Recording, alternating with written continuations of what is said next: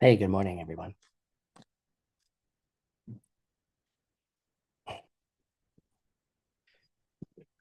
Yay, cameras.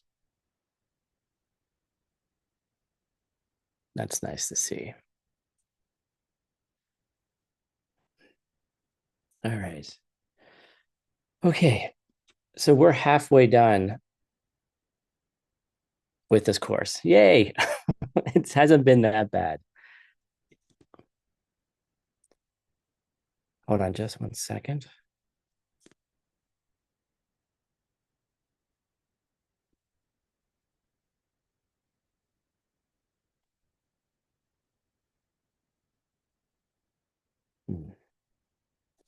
Okay, cool. So we're more than halfway done with this course. And it's starting to make more, hopefully for you. And if it's not, I'll point out a little bit. Hopefully it's starting to make some sense of how all of this is related to seeing emptiness directly. And that's where we're like, I don't apologize anymore. I'm not trying to say like, you know i'm I'm not beating around like just the indirect um ways that oftentimes we teach. This is about one thing and one thing only, and it's the one thing only that can give you some give you that ultimate protection. And I'm not shy to say it either. So, and that's why you have to do the work. And that's why we, as we say in English, bust your balls. Okay. Good luck, translators. I'm sure you have some similar expression in your language. This is why give you a little kick in the ass. Here we are near the end of the 18 courses, right? The last three courses are, frankly, the last four, I can include ACI 12, are very, very difficult because they don't hold back. Up until that point, it's a lot more skillful means, right? It's here, we'll give you this puzzle piece and we'll let you chew on that for a while. And then we give you this puzzle piece and let you chew on that for a bit. Oh, and then we give you a few bombs like, I don't know, Diamond Cutter Sutra. But then we dial it back a little bit. But now we're going straight in. And I was talking to some friends last night or yesterday afternoon that like each step of the way, it's like you're like building more, like, I don't know. If any of you saw Iron Man, right? It's Robert Downey Jr. in a big like machine suit that somehow it becomes a superhero, right? And it's kind of like that because you're pretending to be a superhero, right? You're pretending to be that bodhisattva, and then you're putting on different pieces. And so, like every class is like, oh, you think you got it? You think you understood it? Good. Now I'm going to give you the next layer, and it's like, and you just click on like bigger arms, bigger legs. It has more. In Tony Stark's case, more weapons, but it's similar, right? Like weapons against your own mental afflictions, weapons against your own enemy, not the outer enemy, but your inner enemy. And it's uncomfortable. Like all of a sudden, like, do you ever go out on Halloween and put on a costume and you're like, you know, you're like, how do I even move in this? Right. And it's not because the costume's uncomfortable, because you have to embody a new you. You have to become somebody new. And so these last 3 or 4 courses are, we're getting ready, right? And we're putting something new on, and it's not comfortable to like go into our minds and be like, the movement of my mind is not clear, and to even admit it to ourselves. Um, because now we have the tools to do it, but we also know why. We're adding things on so we can start piecing together that great absence, right? Put together the thing that wasn't there anyway. Okay. And that's what we're going to talk about today. Yay. And let me tell you from my limited experience, a lot of you are asking me about Vajrayana, about Diamond Way. A lot of you are asking me. Get used to every single class being like ACI 13. Okay. Every single class is like a next layer of tools to become that greatest you. And you have to commit to it. It's not easy. And it's enjoyable. And it can be enjoyable. And it should be enjoyable. And you'll maybe go through periods where it's not, but you keep coming back to what makes for an enjoyable existence. And I think that's what we all really want, and the basics of it. And that means digging into, dredging into the layers of ourselves that aren't as, you know, they're not as comfortable, right? You know, get in there and be like, oh, I don't want to look at that, and you're like, do I have to look at that, Tim? Yes. Sorry. But how long do I have to look at it for? As long as it takes. How long is it going to take? Well, that's kind of up to you and your understanding of emptiness. How much are you holding on to yourself? How much are you holding on to that thing that you don't want to look at?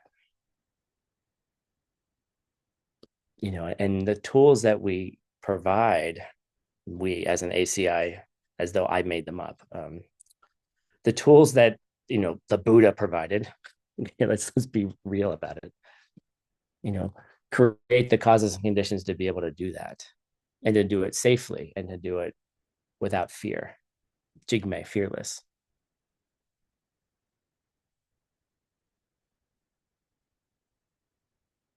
There's a scene in, can't remember which episode. It's one of the. I think it's episode 5, where Luke Skywalker says, "I'm not afraid," and Yoda's like, "You will be," right? you know, and that's okay. That's why it's not. But it's the fear. It's the primordial fear of death. It's that fear that we all know, and it's so built into us. And how to have the tools to. Oh, nice. See, I knew. I had a sense.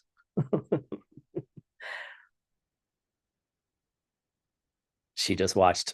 Oh, you watched episode 6 last night? Wow. Okay, we're not going to go there right now. Um. So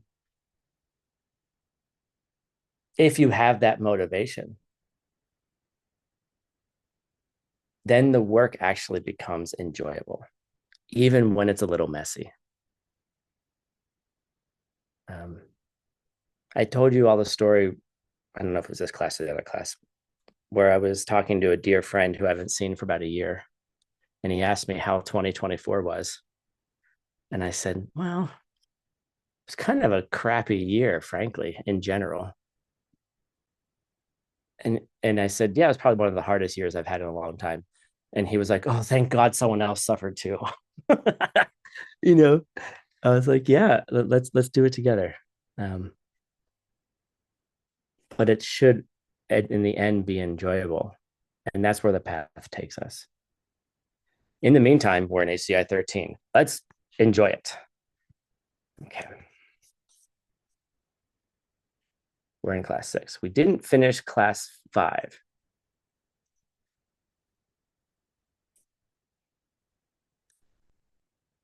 So let's go back. We're going to start, you know, and you all want to know this. How do you win an argument? Okay. Everyone wants to be a good debater, honestly.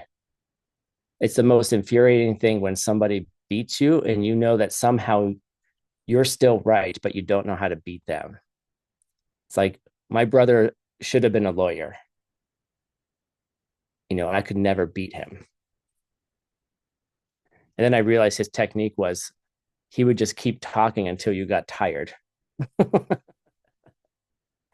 then I would lose. Um, but yeah, like just in your normal, let's stop thinking about being bodhisattvas and arhats and Buddhas. Okay. Let's come back to the kitchen. Okay. Like the place where you probably have most of your debates, right? Whether it's with your parents or with your partner or your children, right? That's where you have most of your debates there. So in where are you? There you are. Is that the right PowerPoint?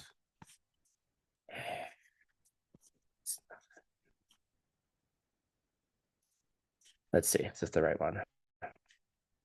Yes. Okay. So we're going to learn a little bit about correct reasons. What makes a reason correct? Because as we recall, or maybe you don't recall, maybe you do. What is the definition of a reason?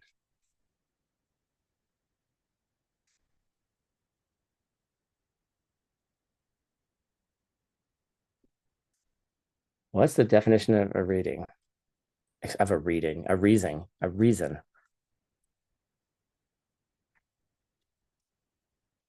Yes, anything you give as a reason. Now, whether it's a correct or not is a very important point, right? You can give reasons for anything and just be flat out incorrect.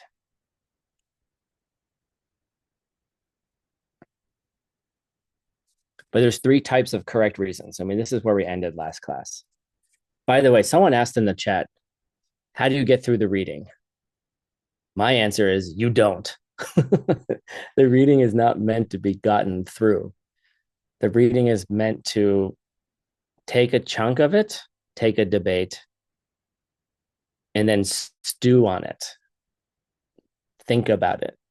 Walk away from it. Let it permeate your brain while you're sleeping. Let it fill your dreams.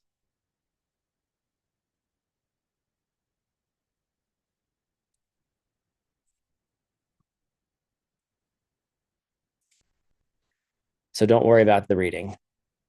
You want to do it, but just take your time. And it honestly doesn't give you many of the homework answers. Some of it does. But it's meant to be taken for, it's meant to be a companion. So anyhow, correct reasons. What makes for a correct reason? And there's three types.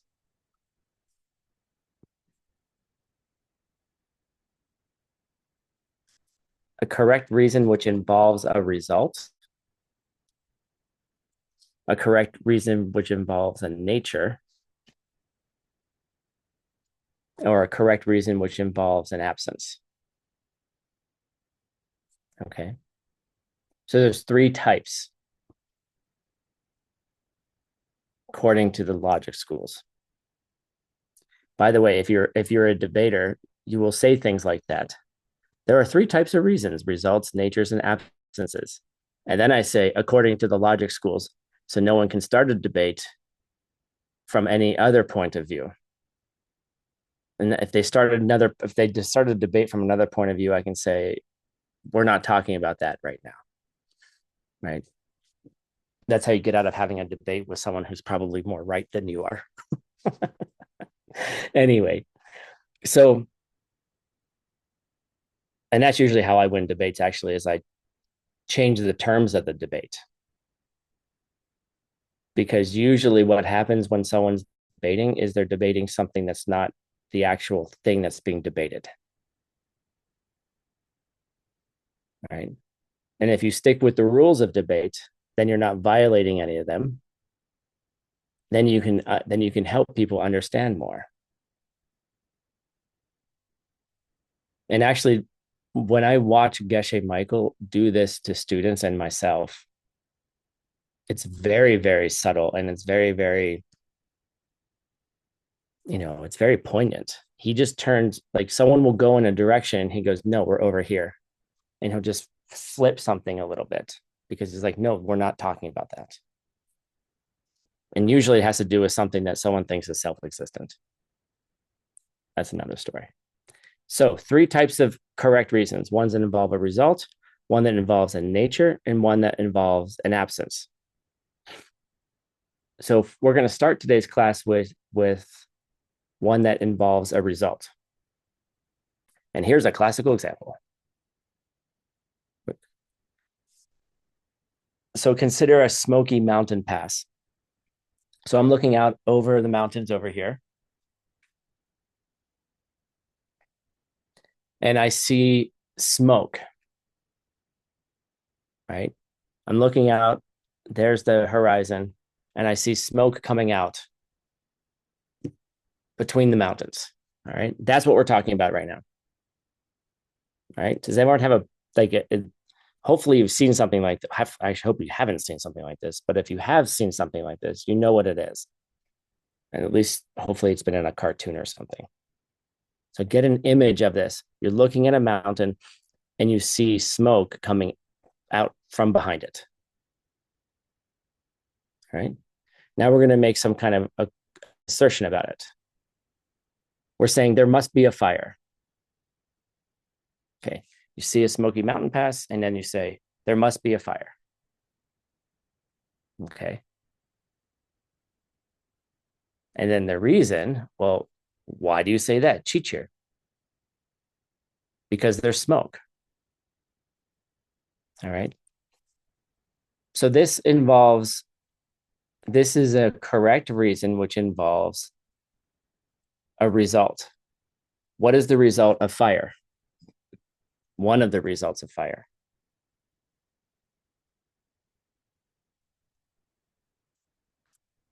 Right, smoke. When you burn things, smoke comes off of it, right? So in this way, this is a reason that involves a result. It also involves deduction. What involves both a direct perception and a deductive perception. So it involves a perception with your direct senses, like your eyeballs, or maybe your nose can smell the smoke, but we're not talking about that. And then you do some conceptual perceiving using deduction, using logic,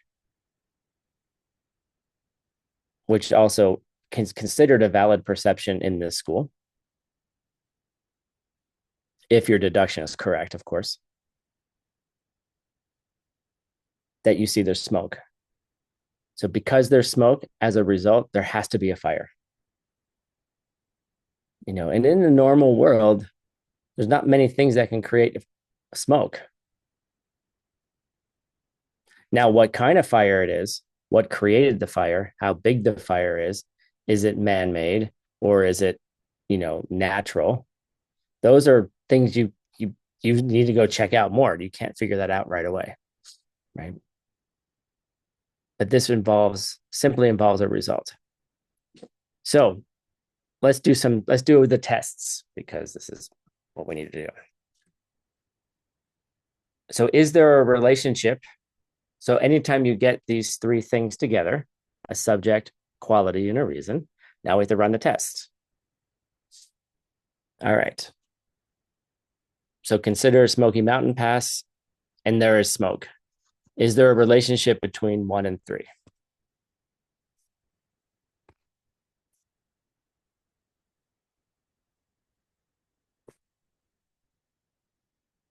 Please tell me there's a relationship between 1 and 3.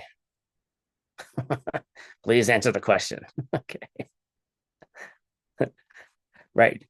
Consider a mountain pass that has smoke on it. Like literally, it's the same thing. Okay, mainly. Okay, yes, there's a relationship. We can move forward. Okay. Okay, let's do the next tests. If three, then two. If there is smoke, then there must be a fire.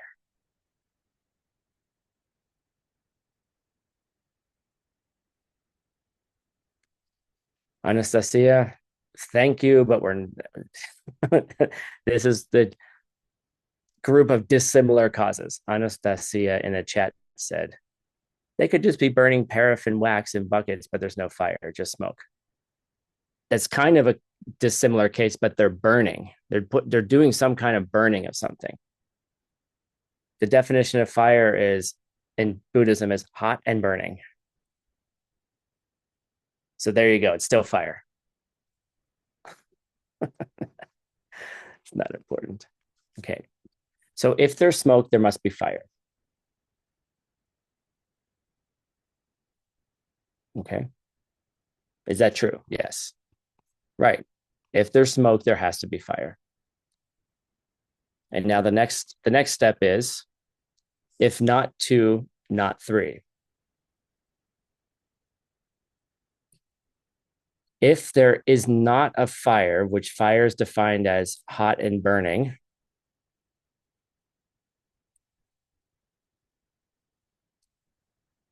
if there is not a fire, then there's not smoke. Is that one correct? If there's not a fire, there isn't smoke. Yes. I didn't choose an example that wouldn't pass all the tests yet. So basically, the main point of this argument right now is just to understand that you can create a reason. A correct reason could be a result. It's called a relationship of cause and effect. Is it a relationship in both directions? Meaning, can you go both ways? If there's a fire, then there's smoke. But is smoke the cause of fire?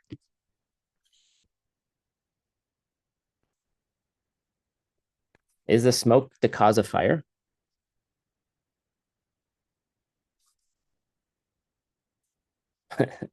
No, it's not. Okay.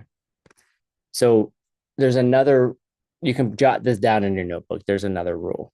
The other rule is, or typically, I'm going to say typically because there probably are examples.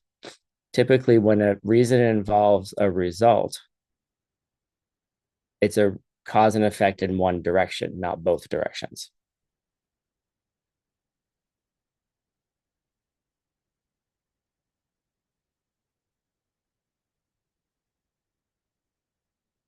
Typically, there are some examples where it might be the case where the effect is also a cause, the same cause. How about that? Because every result is a cause, but it may not be the same cause of the cause that created that result.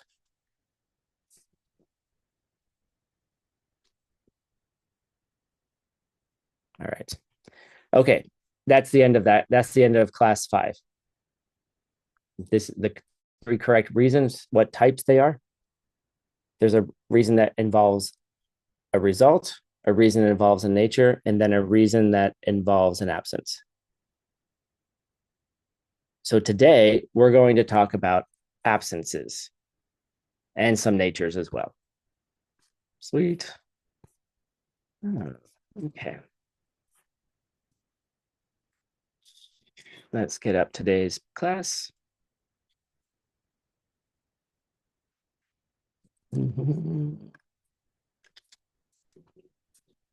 This is a good class. This is one of my, this class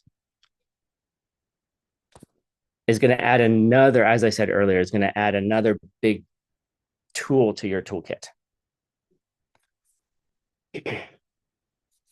to understand what emptiness is or what emptiness is not. And we're going to be going into a discussion about negatives and positives. And so what does that mean? All right, let's get some pictures because pictures are what people want. All right, here we go. So we're going to talk about two types of another way to divide all existing things.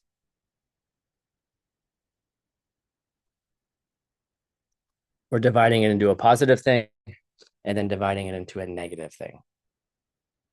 So what do we mean by this distinction? Like, what's a positive thing and what's a negative thing, right? The first thing that usually comes to mind is like mathematics. Positive numbers, negative numbers, positive integers, negative integers, right? Greater than zero, less than zero, right? And then you learn all the rules of like multiplication. A positive times a negative is a negative number. Two positives together is a positive number. And two negative numbers multiplied together is a positive number too. -2 times -2 is +4. That's not what we're talking about here.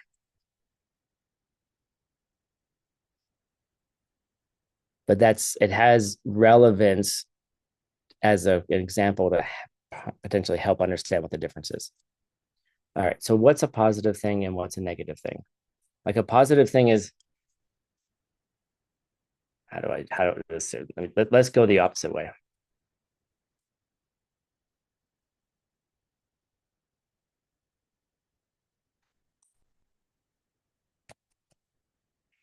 Loosely speaking, we'll say loosely speaking.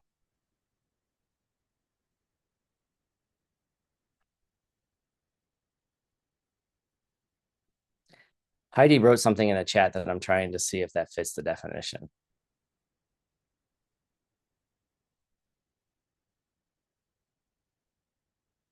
Not all negative things are not all unchanging things are negative.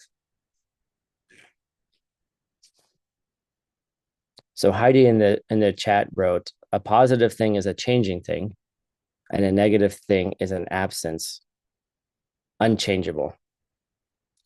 If you're using unchangeable as a positive to absence, meaning as a definition of an absence, partial definition of an absence, then you would be correct. But not all unchanging things are negative things. And you did use in a positive because you used a comma there, but I took it out of context because I wanted to. So loosely speaking, a positive thing would be something that's there. All right. And what there is questionable. And then a negative thing is an absence, something that's not there. Okay.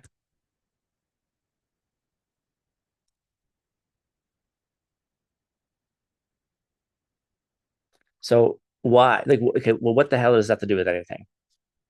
Like, because when we think of emptiness, typically we use words that make it sound like emptiness is there. We use words that be like, oh, that has emptiness. That is empty. Right? The cup is empty. Right? Well, actually, the cup is not empty. The cup is half full.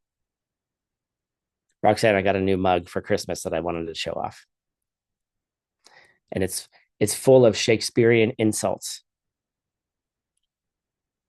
So if anybody wants some good old fashioned insults in English, they're on my cup.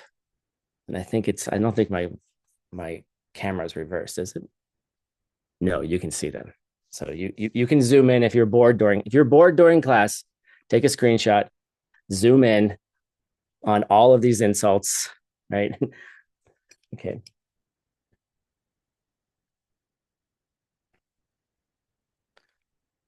And some of them, I'm like, I don't even know what that word means. This is a good one for a debate class. You're light of brain. Okay. Light of brain means your brain is not full. Your brain is empty. Okay. Anyway, um, emptiness is not something that's there. And this is where we misunderstand. We misunderstand emptiness so much that we use language to describe it that's not even accurate. Yay, that sounded like fun, right? When we're talking about, oh, I need to see emptiness directly. Oh, what do you need to see, buddy? What are you trying to see? I got up this morning and I ran outside because I needed to I was like super tired and I ran outside and I've gotten into the habit of like just looking at the stars more and more. And this moon had this beautiful halo around it. I was like, oh, I need a picture. I need to send that to someone. And then the camera wouldn't capture it at all. And then I was like, well, is there a halo rainbow around the moon? I'm like, the camera's not showing it, but my eyeballs are showing it. Right. And it was this moment of like a complete disconnect for me. Yes, I had just woken up. And yes, it was dark. And yes, I barely could open my eyes. So who knows what was going on. And it was both eyes too. So it wasn't just like one eye had like, stuck or something. Right. But according to my camera, that halo wasn't there. There was no halo. Okay. There was an absence of a halo. It was cold. Yeah. It was cold this morning. It's like, I know some of you lived in colder places than I do. It's, yeah, it's -3 right now, Celsius, right? That's cold for Arizona. 4 degrees Fahrenheit, Z, that's pretty damn cold. Um, what is that? Minus something like -20, 18, something like that. It's pretty damn cold. Um, but there was an absence, right? There was an absence of a halo on the phone, right? Then I was like, no, but I'm seeing a halo. Are you? Are you seeing a rainbow, Tim? The phone can't see it. And I was like, well, I am perceiving it. Right. I rub my eyes to, it's like, yeah, I'm seeing it. So, but my phone was confirming if you believe it, that there wasn't anything there. It was just a moon. Right. Just a moon.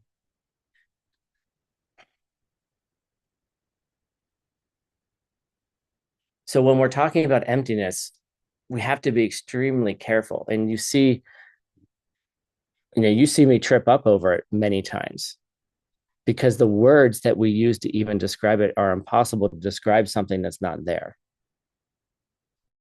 It's impossible to describe something, which is a positive thing, which is not there. It's a complete absence. You see? So even the words themselves are wrong. Oh, Tim, teach me emptiness. Teach me to see emptiness. I'm like, okay. But anything I say is not emptiness. It can't be emptiness. It's not emptiness. And that's where a lot of misunderstandings of this concept of Tompani, the lack of something, it's an absence, it's a lack of something. And it's a lack of self-existence. It's a lack of, when you're looking at the world, when you're looking at the moon,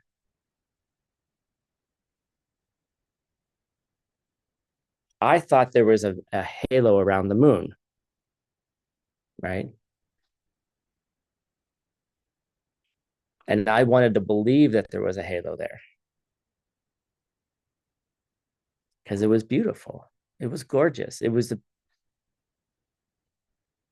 part of the great way that I woke up this morning. It was a continuation of, I'm excited to get up this morning.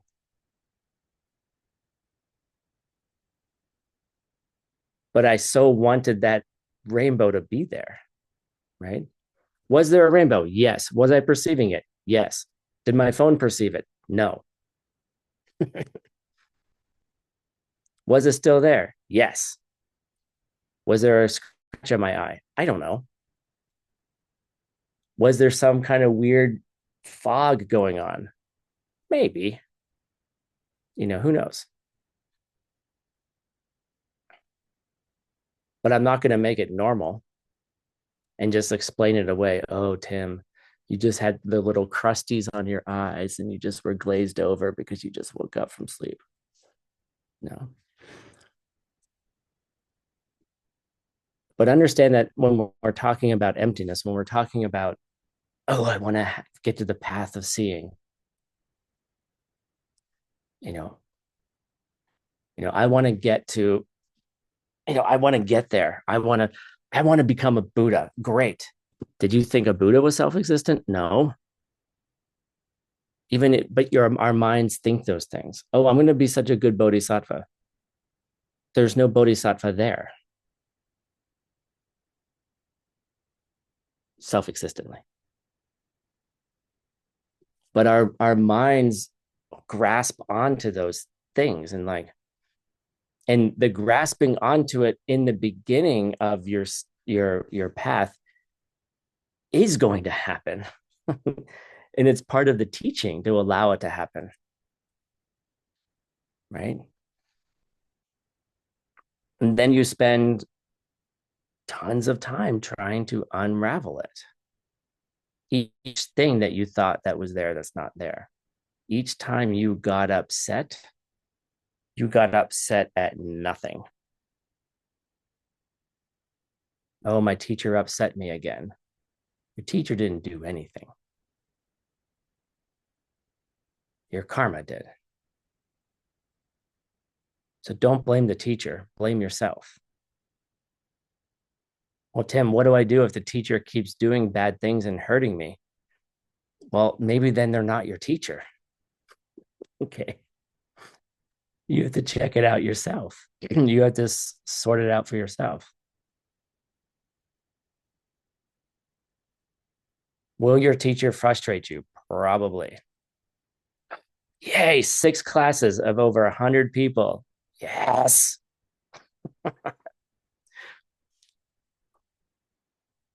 Good job, everyone. Not that, again, 100 is just a number, right? It's a base 10 number that we believe is a magical number. Maybe 108 might be magical. I don't know. But by the way, I would still teach this class if only one person showed up. Just saying.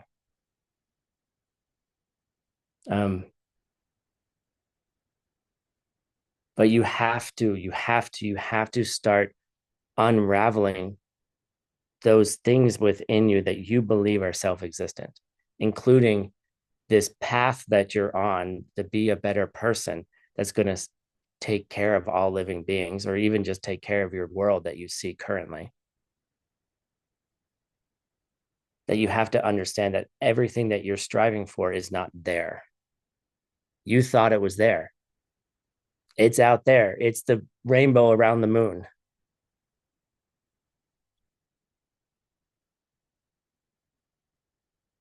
And then when you understand where the rainbow around the moon comes from, right, then you can get closer to having that direct perception of an absence. Oh, Tim, how do I perceive an absence of something that's not there? Isn't a perception a positive thing? Isn't a perception of something, the perception itself, a thing, an awareness of something? Yes. Yes, it is. The perception is a positive thing. The object of the perception is a negative thing. So you are having a positive experience. The perception is a changing thing. The chi of the perception is an unchanging thing.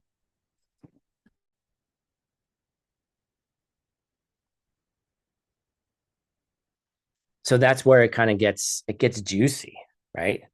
Like, oh, I want to see emptiness. Oh, you want to see it?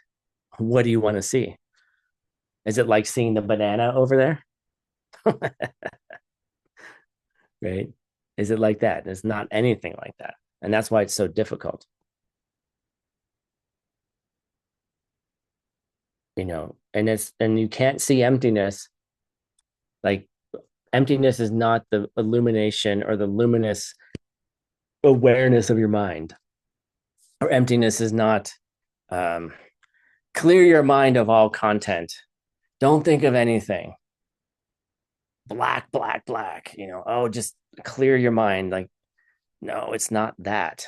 Even black is a positive thing. Black is a color. It might be an absence of a color, but it's still a color. And we're going to talk about today, that's why I use that example, is that there's several kinds of absences. And what absence are we talking about when it comes to emptiness? And that becomes hugely important to actually get to that direct perception of that absence.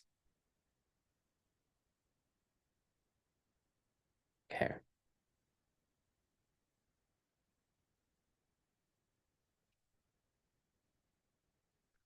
So what is a negative thing? So let's get definitions, because we're full of definitions.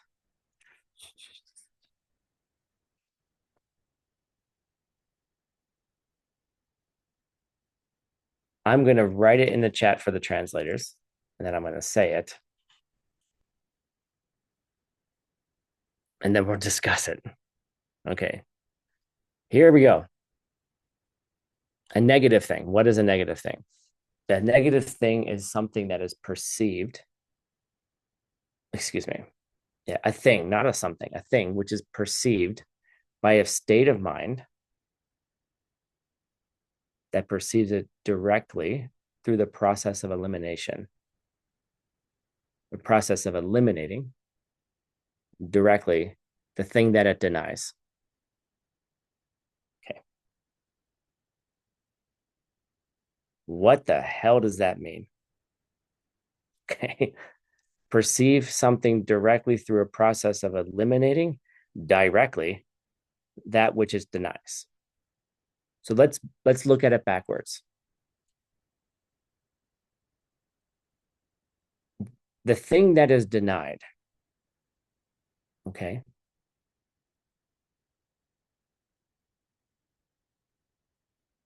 Let's think about this. How do I want to say this?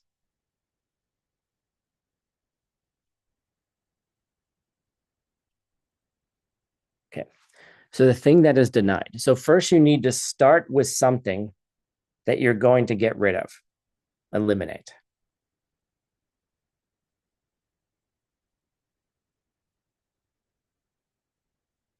I'll take that, Z. That's a good definition. So you first have to deny something. And you've heard this in other ACI classes. You've heard the word gotcha. Gotcha. It was actually the first tattoo that I was going to put on me. I was going to put a tattoo right here on my forearm in Tibetan, gotcha, right?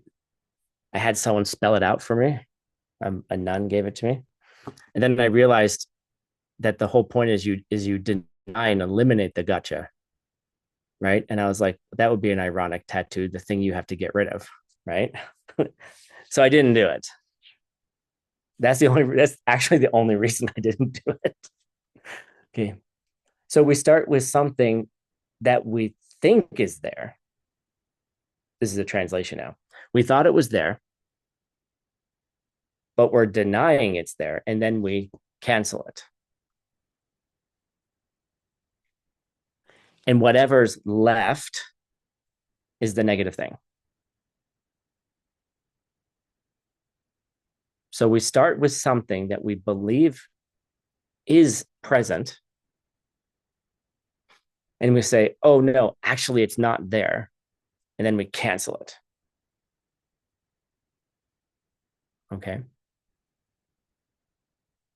So in the logic schools, when you perceive something, and this is a little bit different, but it gives you an idea. Like when you look at this coffee cup, which is actually currently a water cup, but this coffee mug, oh, that's a great insult, and it's perfect for us. Shakespeare says, all eyes and no sight. Okay, apparently y'all don't think it as cool as I do. All eyes for translators and no sight. But that's exactly what we're talking about. You want to see emptiness with your eyes.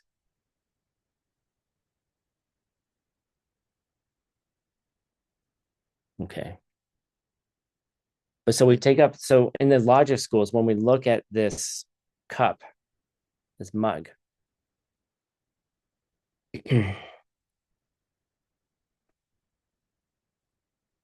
how do you arrive at understand that you're seeing a mug? How do you arrive at that? Right. And the way that they say is that your mind brings forth everything that it's not a banana, not a cell phone, not glasses, not your partner, not a painting, not the sun, not the moon, not the halo. And you literally, in a instant, you deny and cancel everything that it's not.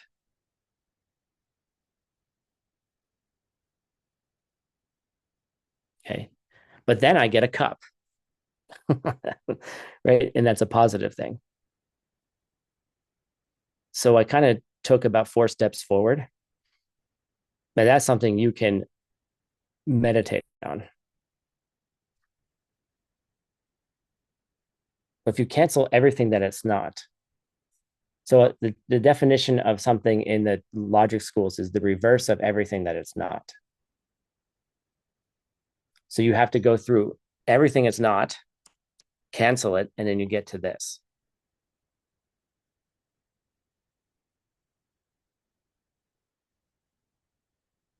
But that's actually not what we're talking about, right? What we're talking about, I wasn't sure if you could hear the cat or not. um,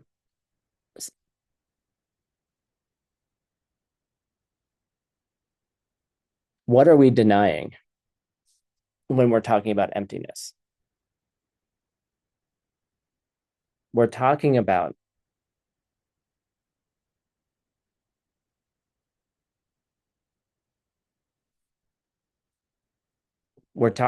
the self-existence of something, right?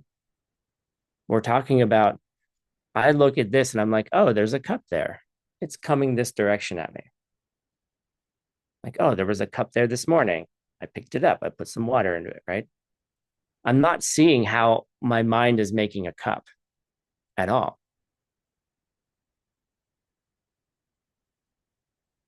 And so you have to deny that self-existence. And when you eliminate self-existence, what's left is emptiness.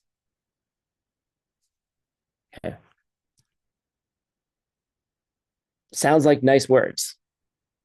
Easy to say, hard to understand. All right, so now we're going to go deeper into what types of negative things there are. There's 2 types. One is called a mayingak. All right. So learn this phrase. If you don't learn anything in Tibetan, learn these two phrases.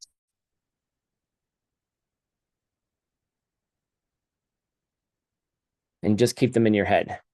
Well, Mayungak, and then the other one is a Megak. So you have two, a Mayungak and a Megak. What are these two things?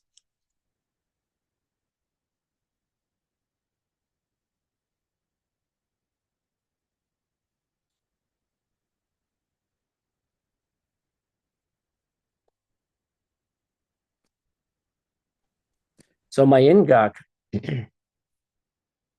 how do I want to describe this?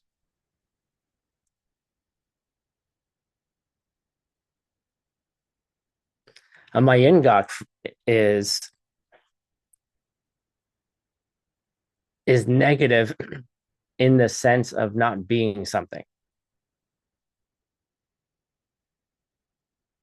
right? In the sense of not being something. So like Tim is not the president, right? Like there's a negative there. There's absence of a presidency. Okay. But we're going to get deeper into that in a second.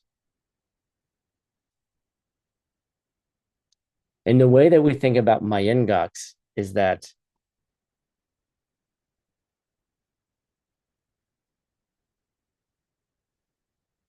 there's always some kind of implication of what's not.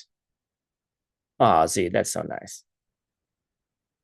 I don't know if I could handle it, but sure. Thanks, I appreciate that.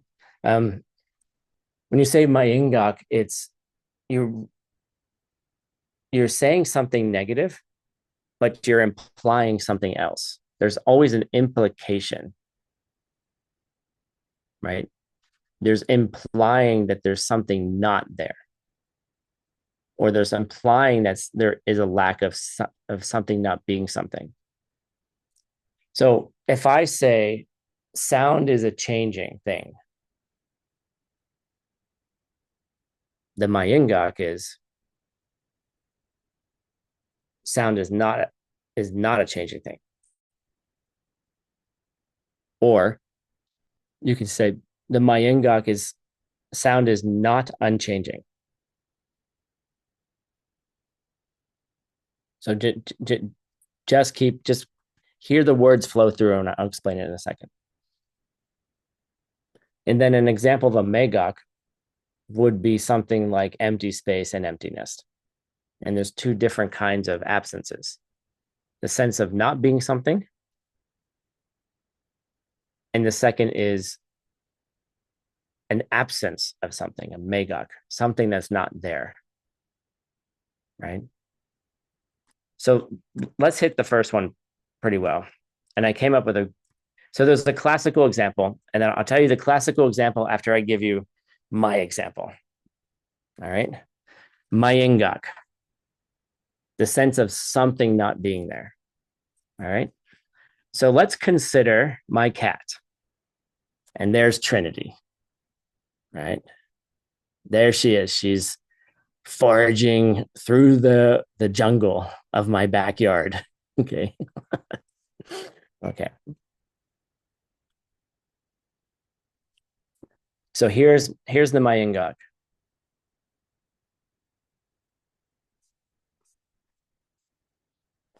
Hold on just a second.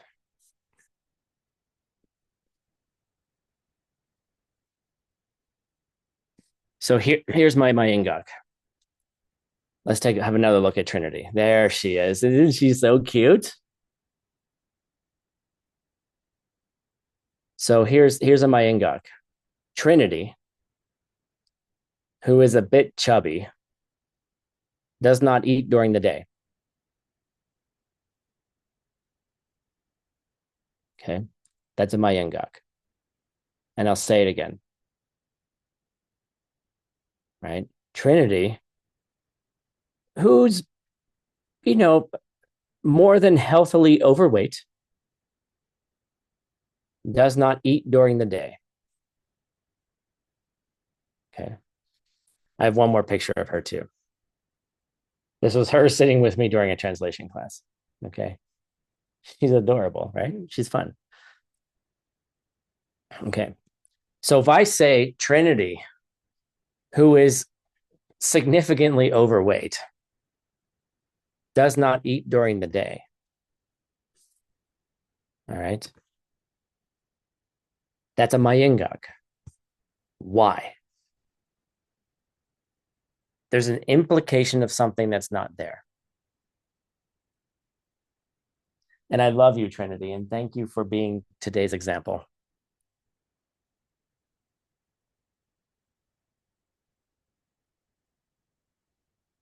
She says to me, I'm not fat, I'm just big boned. Okay. Okay. Right. If I say to you, look, I got this really fat cat, and I think fat cat in Chinese means someone who's wealthy. So that's kind of fun. I got this fat cat, and she doesn't eat during the day. Right. And so there's an implication, right?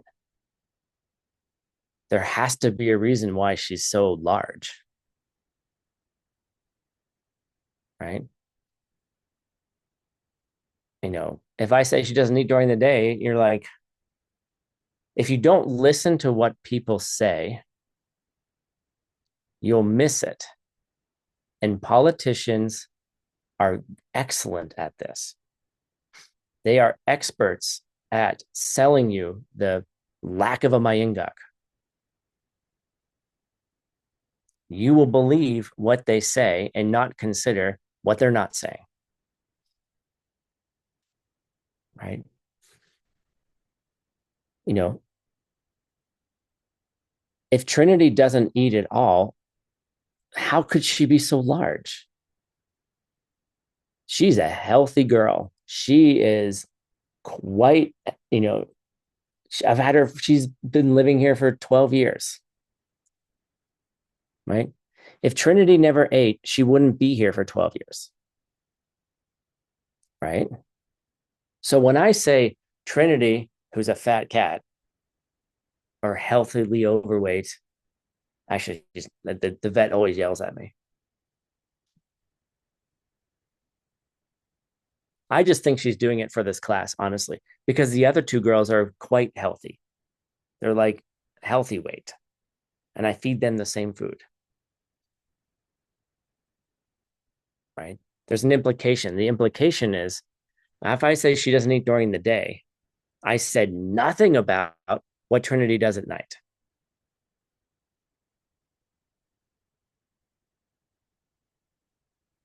When I said she doesn't eat during the day, if you didn't think about it, you were like, well, that's weird. How does she not eat anything? That's a long time not to eat anything. But if you look at the words are, I said during the day. I'll give you, but I implied, I never say anything about what she does at night. So if Trinity is healthily overweight and she's lived here for 12 years, she has to have eaten something, right? So Trinity eats, I think she sneaks into the food at night and eats it. She has to. She eats the same amount as everybody else. But I actually figured out her game. The other cats eat a little bit and walk away. And then when I'm not looking, she quickly, in like one mouthful, will eat everybody else's food. And then it looks like everybody ate their food. She's a she's she's a ninja. Like, sure, she's fat and slow until it comes to food. And then she's a ninja, and you don't see it, right? So Trinity eats at night because she doesn't eat during the day. You see, another example. Do you, now's an example that everybody will hear.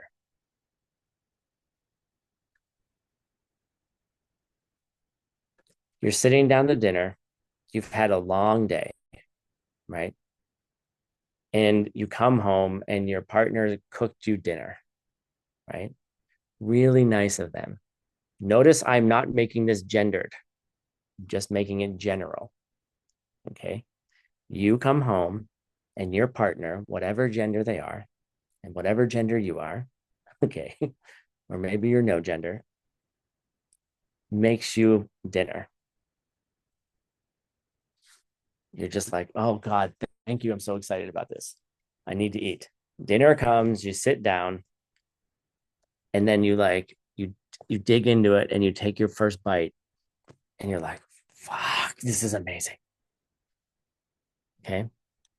And then you look at your partner and you say, wow, your dinner's so good tonight.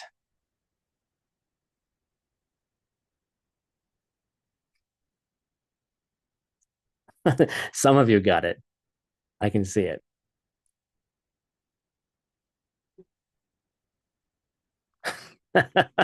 Okay, there we go. Right? If I add the word, your dinner is so good tonight, the implication is there are other times that your dinner really sucked and it was terrible. Okay. Right. Right. And then we'll hold on to this word, right? Because depends, you know, did I actually mean that your dinner sucked last night? You know, now you started a fight. Oh, what are you saying? That my dinners aren't good? I cook for you every night. I take care of you. You work all day and you're so not grateful for me. You know, uh, here, allow argument to ensue, right? But that's what happens, right? You know, most statements will imply the Mayengak is an implication, right? And as I said, politicians are excellent at it. What is the implication when I say politicians are excellent at it? What's the Mayengak?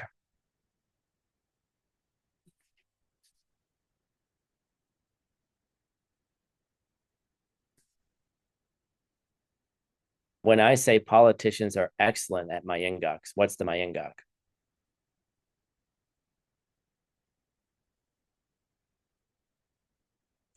Well, there's a couple there, right? Good.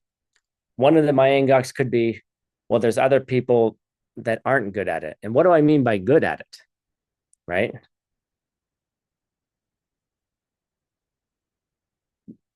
You know, they're good at leading you to a place where you don't question what they have to say. Right? Or you could be implying that they're not good at anything else except lying. Whatever you decide. Right? And doing this exercise is hugely important when it comes to logic. Hugely important. What's not being said versus what is being said. Right? Then you become very much more careful with your words. All right.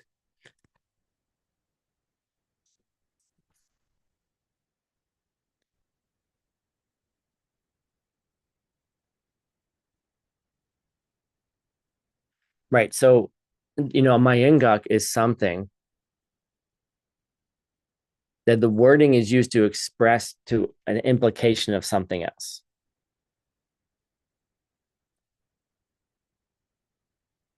And by the way, that thing that it indicates could be an absence or it could be a positive thing.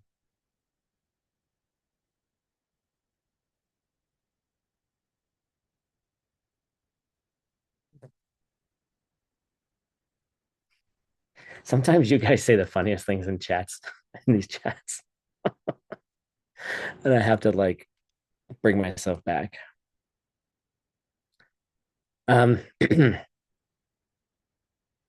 so, and my Yingok implies something else, and that something else can either be a negative or a positive thing.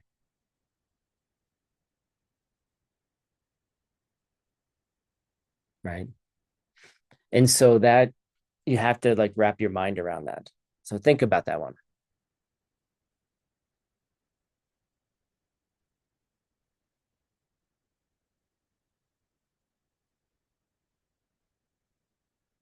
So the classical example for my ingok is actually just what I said, except the example is they typically use the example of like a fat monk in a monastery, right? And they say, you know, venerable so and so who is chubby doesn't eat during the day, right? That's the classical example. I just use Trinity instead. Okay.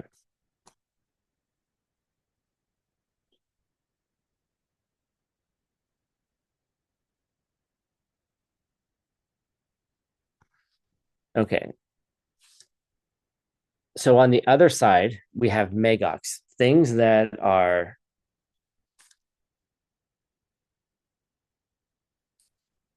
absent of something.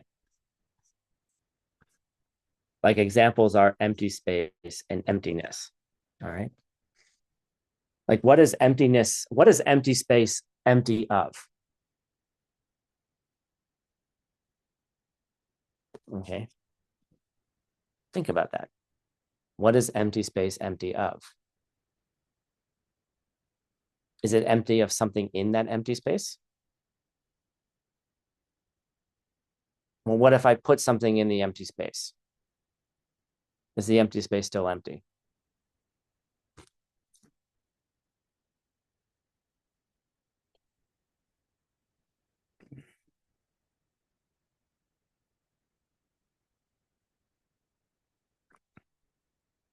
Empty space is always empty space.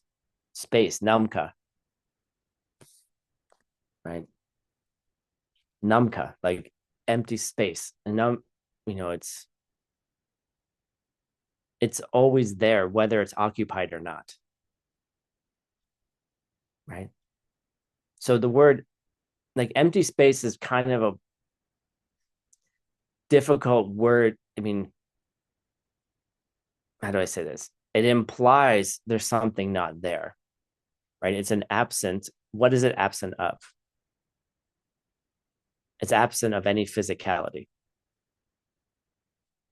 It's a place for physical things to exist or to occupy, but it's still absent of physicality, whether there's something in it or not. There's nothing physical about space, whether there's something in it or not.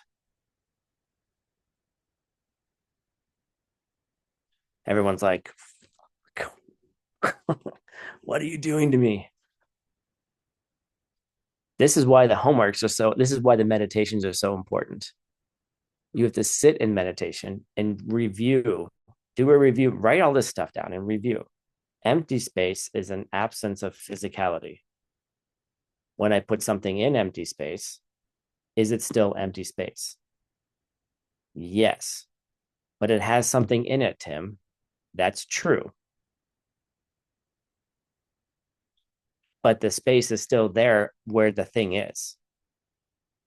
It's not like it pushes the space away because it's there. If the space went away when you put something in it, there would be nothing in it. There'd be nothing there. What? Okay. No, empty space is a negative.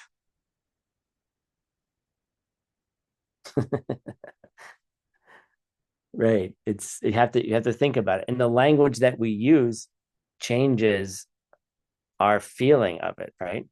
If I say the word emptiness, there's an implication that something is there. If I say something like empty space, it feels like empty space is there, right? It's an absence of physicality. But if you but it's still an existing thing. If the absence of physicality went away, there would be no place. There would physical things couldn't exist.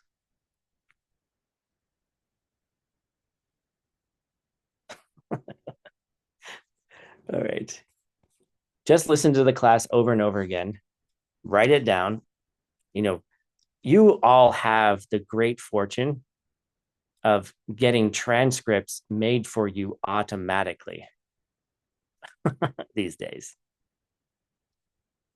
Back in my day, when I had to go to school in, you know, 2 feet of snow uphill both ways with no shoes on, right? That's what my grandfather used to say. And back in my day, to get a transcript, you had to write it out yourself, or we would create a team of transcribers to do it. Tracy, I'm that old to have a grandfather that said that to me. And I'll say it to my grandkids, whomever they are. Okay.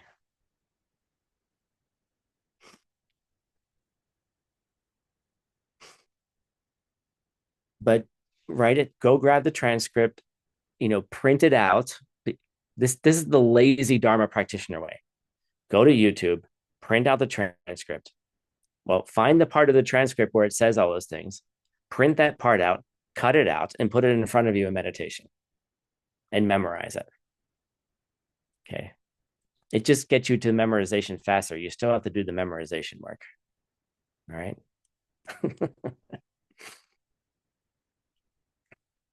How does empty space have something in it and it still be a negative thing?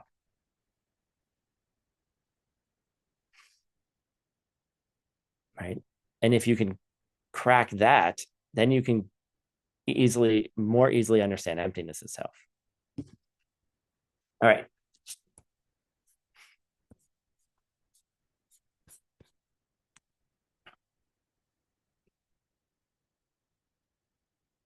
So there's a question here. Does the negative, if I'm pointing at something that's a negative thing, does the word that we use to describe it have to be a negative word? I'll ask again. If I'm talking about something that's negative, does the thing that we say is negative have to be a word that necessarily includes a negative word? Negative wording. No, Brigitte. Why? What's an example?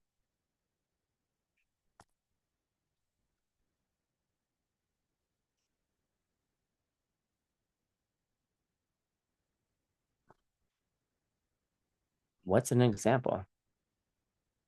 Yes, empty space. Thank you. That's how that's all connected. Space, right? Space, right? There's no negative word in there. It's not, you're not saying no space, just space, right? How about an example from ultimate reality? The true nature of things. The true nature of things is a negative thing. Even though the word true things seem like positive words. Okay. The true nature of things is a negative. And really, this is where going into your own meditations is going to be so key. I can't help you understand this more if you don't do the work, right? You have to mull it over in your brain and see how it all fits together. Because eventually you will move from a logical brain, you will move from logic to mental image. And then the mental image will feel like a direct experience. And when you directly experience the mental image, then you've seen how the mental image becomes the thing. And then you can sit down in meditation and see emptiness directly.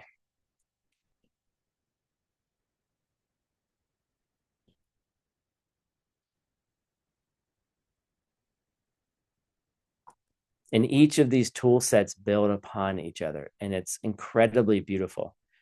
And if you have this sort of notion of the diamond way in one way, mainly the diamond way is only designed to help you see emptiness directly faster.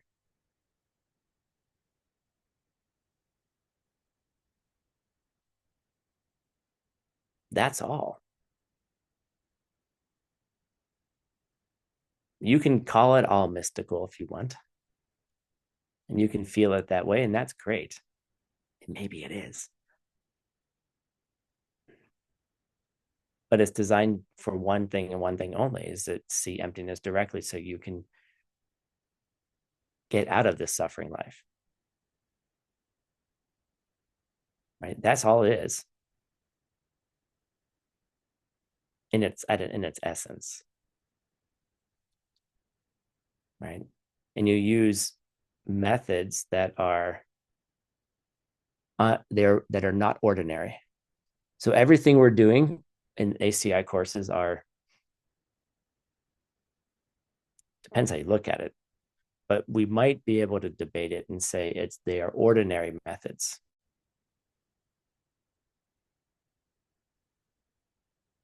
And non-ordinary methods would be Diamond Way, I guess. But if you have a different conception, it's all the same. Okay. Just trying to, if you want that,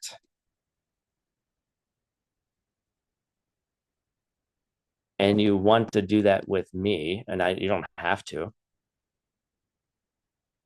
you have to do all of your courses, and you have to have all the homeworks done. And I will not budge on that. And then you're going to have to interview, and you're going to have to prove that you have some understanding of emptiness and karma, because the foundations of wisdom, renunciation, and bodhicitta, not necessarily in that order, are key for all of that. So do the work, right? And if you're sitting in these classes, you are doing the work. Okay. So don't worry. You don't have to don't become a martyr and just hear what Tim said and mean you have to do more work. It's not what I said. Okay. Please, please. Janet, for the love of God, don't work any harder. Maybe relax. If you have a tendency to overwork and think that I work so hard and nobody recognizes how hard I work, and I will just work harder to prove to everybody that I'm working hard, just maybe relax a little bit.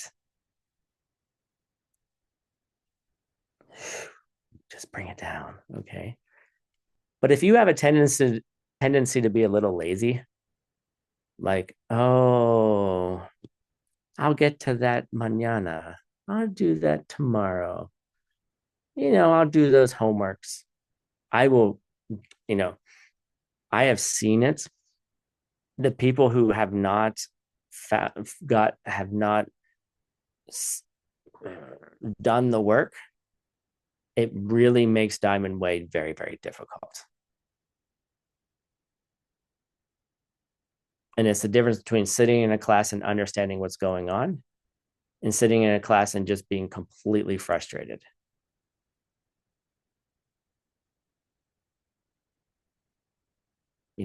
If there's nothing you can hold on to in those classes, then there's a foundation problem.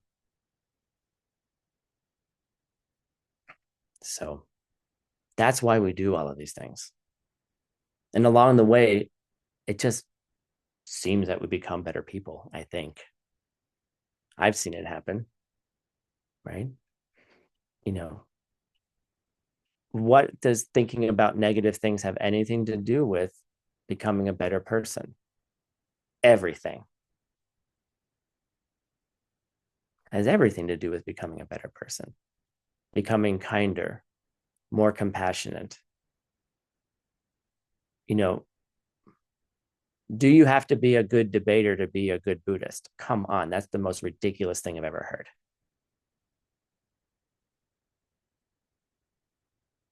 You know, can it be helpful? Sure. But there's lots of people who are excellent Buddhists who have achieved high goals who didn't do debate very well. I know incredible practitioners, incredibly embodied practitioners. You know, they're like, Tim, you can say so many definitions. I'm so jealous of you. And I'm like, I'm so jealous that you're actually in your body and you live the teachings. I'm like, I want to be like that. And they're like, I want to be like you. And I'm like, good, let's teach each other. Right. Learn your strengths and celebrate your weaknesses. Right. And be like, yeah, there's many Tartuk Chekpa, Tartuk Tekpachik. All paths go to the same goal. All right. That's why ACI is starting the 5 houses, because one path, the 18 ACI courses, is for certain people, right? But not for everybody. YSI teaches the same things, but they teach it completely differently, and it gets to the same places, right? So speaking of that, let's do another debate. Yay. That's exciting. So we were talking in the beginning of class about correct reasons, 3 types of correct reasons. A correct reason that involves a result, a correct reason which involves a nature, and a correct reason which involves an absence. Which one are we going to do today?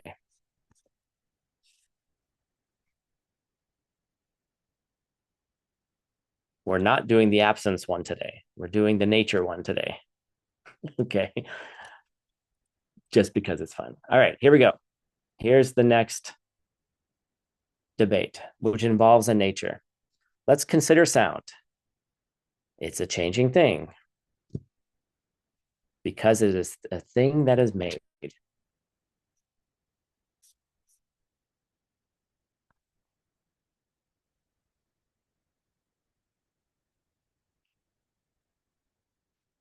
And in general sense, what this means is that to be the quality, the reason, how to say this, the reason is,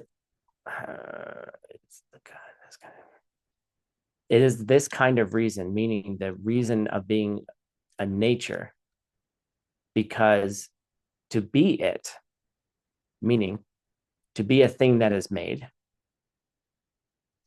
is to automatically be the quality that's being asserted. So to be a thing that's made automatically means it's a changing thing. The nature of a made thing is that it's a changing thing.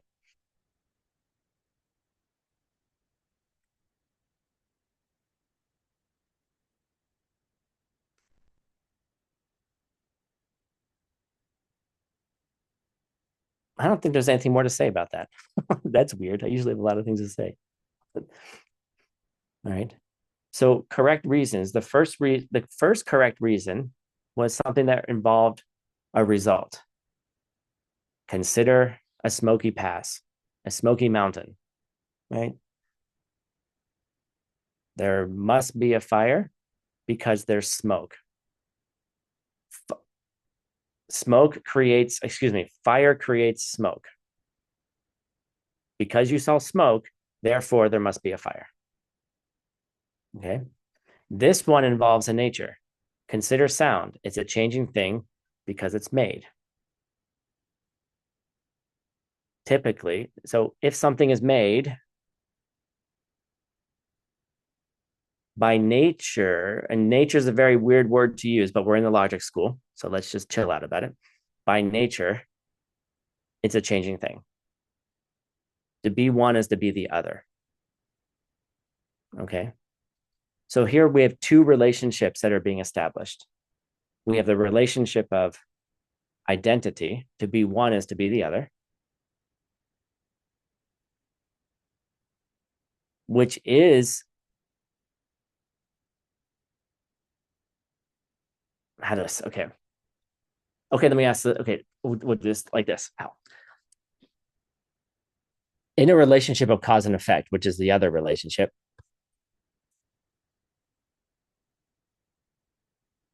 is it both directions? If there's a fire, there's smoke,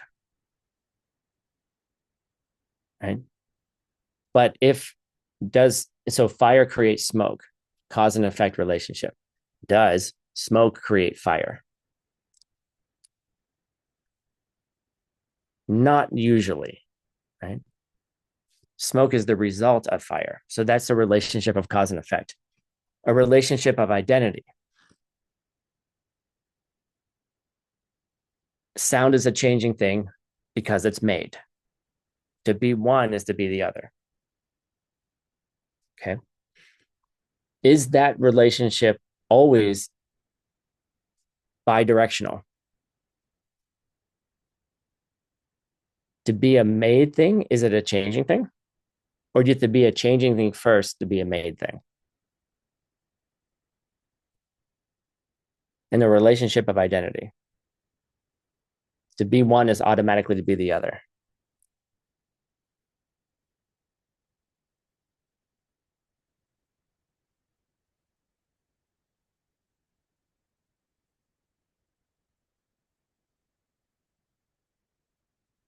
Can we think of a case where it's not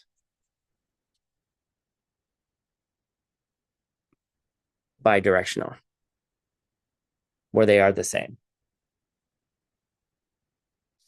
Think Cheetah Drug.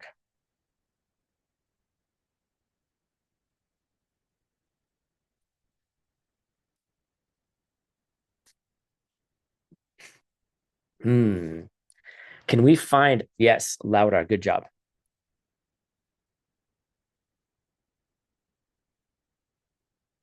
In a relationship of identity, it's not always reversible. To be a Mercedes is to be a car, right? Automatically, if you have a Mercedes in your driveway, you have a car in your driveway. True? If you have a car in your driveway, does it automatically mean you have a Mercedes in your driveway? Wouldn't that be nice?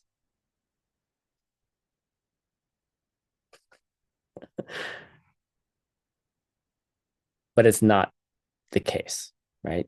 To be one is not automatically to be the other, always, and it's not always bidirectional. If you have a Mercedes and if you have a Volkswagen in your driveway, is it to have a Volkswagen in your driveway is automatically to be a car, correct? Yes. If you have a car in your driveway, is it automatically a Volkswagen?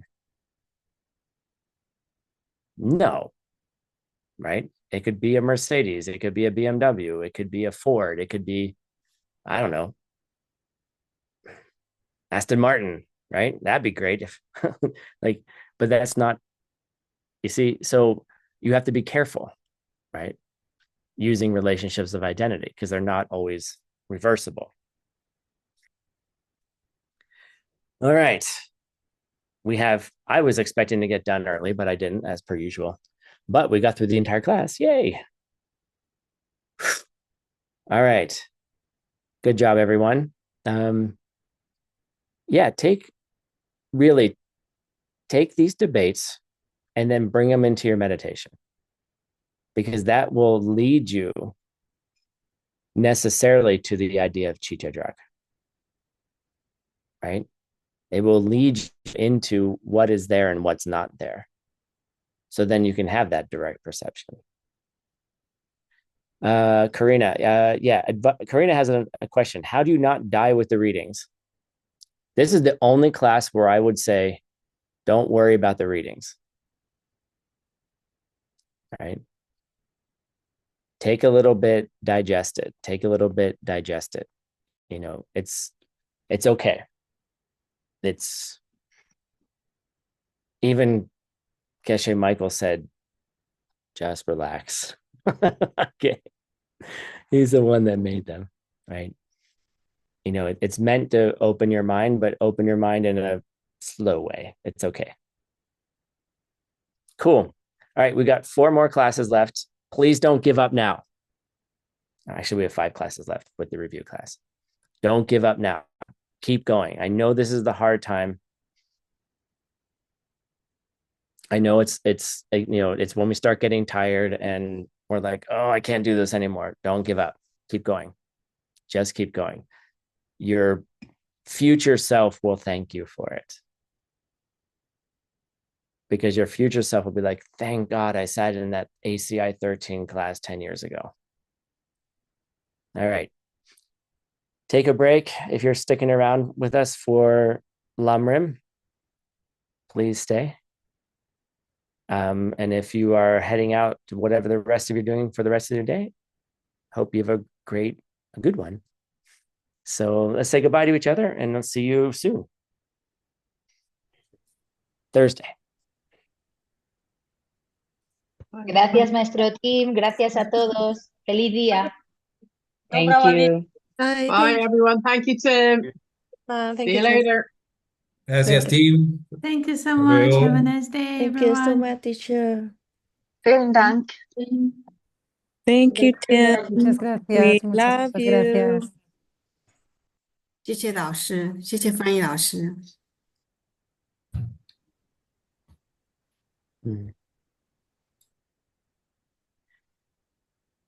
And Gina's going to play some beautiful music for you in the break if you want to listen as well. All right. Thank you, Gina, for everything you do. Thank you, Francisco. Thank you, Marina, as well, for keeping our classes going. And thank you, translators. See you soon.